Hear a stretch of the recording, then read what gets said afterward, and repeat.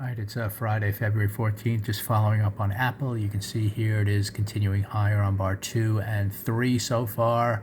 I decided just to be very conservative on this one and scale out pretty tight here as it moved higher.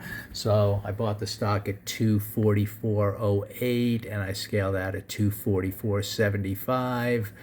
And we'll just see kind of what unfolds here. It kind of, if we can get, if we have some kind of sharp pullback to the midpoint of that first bar, I'm sort of at break even there. Hopefully it heads higher. What we're trying to see here is on this two up, two up, two up, two up every day on this stock, if we can kind of reach the highs of this bar here, the 247 area. So, we're kind of heading up here overall in terms of the weekly chart, but there was a lot of selling on this bar. So it's possible there's a pause area coming up after that kind of extended move early. I did expect follow through. That's why I bought it. But you can see here that it's kind of exhaustion risk.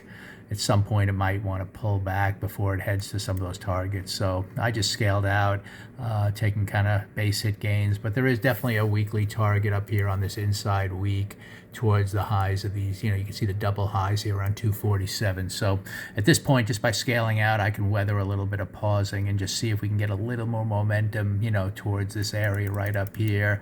And even if we get up here, to me, that'll be a nice base hit gain for this kind of structure. Again, it's a little extended given the big, sharp move up and the follow through early, but it is a directional day to the upside. So, I scaled out here and, we'll see if it just kind of has an orderly pause and then it can have a secondary push to the highs of the day and into that bigger picture target up there. So it might be needing to do that. That's kind of, I don't know for sure, but that's why I'm kind of scaling out pretty tight and just going to watch it here. But for now, green bar, 3 in a row up. So it's a good sign. And, it's probably, a little bit of exhaustion risk here, the way I see it. So that's why I would have preferred this first bar be a little less green, and then it would have had a little more room to run. Now I could sense a pause, unfolding here, but you never know. So anyway, no risk trade right now. We'll just see what develops on Apple towards some of those higher targets.